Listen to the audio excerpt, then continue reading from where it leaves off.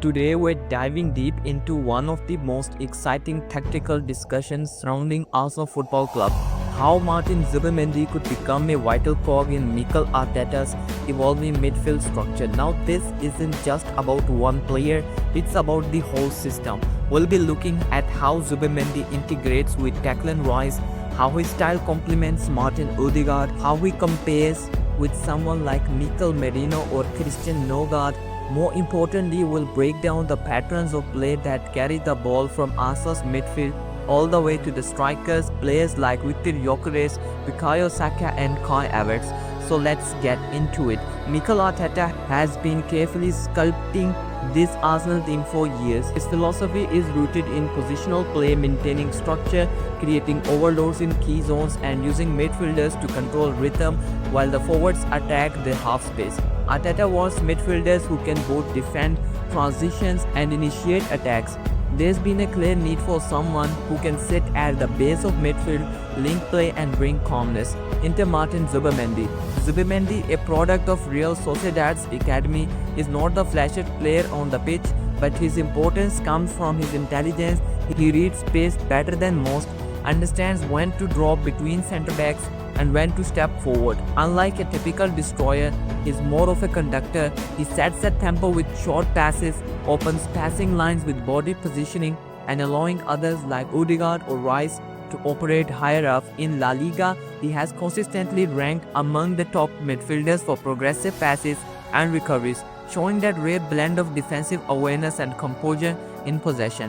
One of the most exciting aspects is how Zubimendi could combine with Declan Rice. Rice is at his best when he can surge forward, carrying the ball into enemy territory, breaking lines and arriving at the edge of the box. But when Rice plays as the sole pivot, he often has to hold back. That's where Zubimendi steps in. By sitting deeper, recycling possession and covering spaces, he allows Rice to play more aggressively. Think of it as a double pivot that shifts into a single pivot depending on the phase of play. Rice advances, Zubimendi holds. Merino, Zubimendi's teammate at Real Sociedad, is more physical and direct, but less disciplined positionally. If Arsenal wanted a more attacking midfielder, Merino could be an option, but Zubimendi offers more balance and reliability at the base.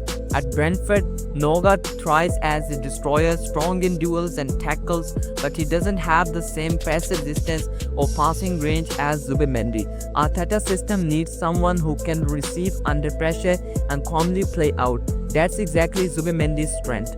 Odegaard is Arsenal's creator-in-chief, dictating play in the final third. He needs a stable foundation behind him. With Zubimendi holding the fort, Odegaard can stay higher up the pitch, focus on finding pockets of space and deliver passes to the forwards without worrying about covering defensively.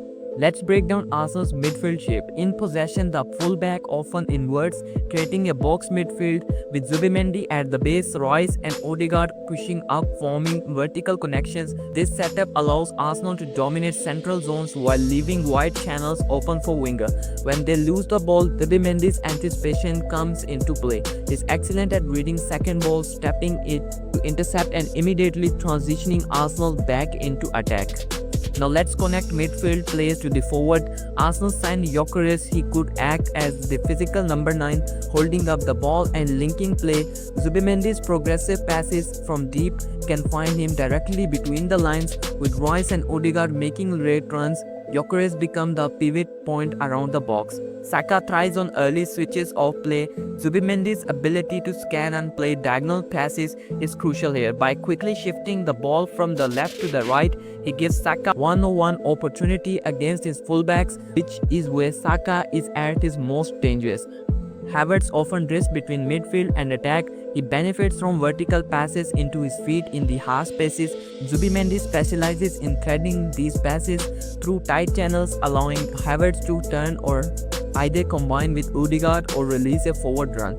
Arteta has spoken about needing players who are specialists, not just versatile. Zubimendi is a specialist at controlling tempo, dictating play under pressure. Without him, Arsenal sometimes struggle when pressed aggressively. Think back to matches where Arsenal were pressed high. They needed someone calm to take responsibilities at the base. That's exactly the role of Zubimendi, who can fit it more perfectly. Adding Zubimendi could shift Arsenal's midfield hatchery. Rice can evolve into a true box-to-box powerhouse. Odegaard continues to shine as a creative hub, and Havertz can operate with more freedom. Meanwhile, the strikers benefit from more consistent services. Over the long term, this could make Arsenal not only Premier League challengers but genius Champions League contender. So to wrap up, Zubimendi is not about highlights or flashy skills. He's about control. He gives Arteta the flexibility to unleash Rice, the security to free Odegaard, and the passing angles to connect with attackers like Saka, Havertz, and Gyökeres. If Arsenal want to dominate the very best in Europe, they need someone who can orchestrate the midfield with calmness and intelligence, and Zubimendi looks like the perfect fit.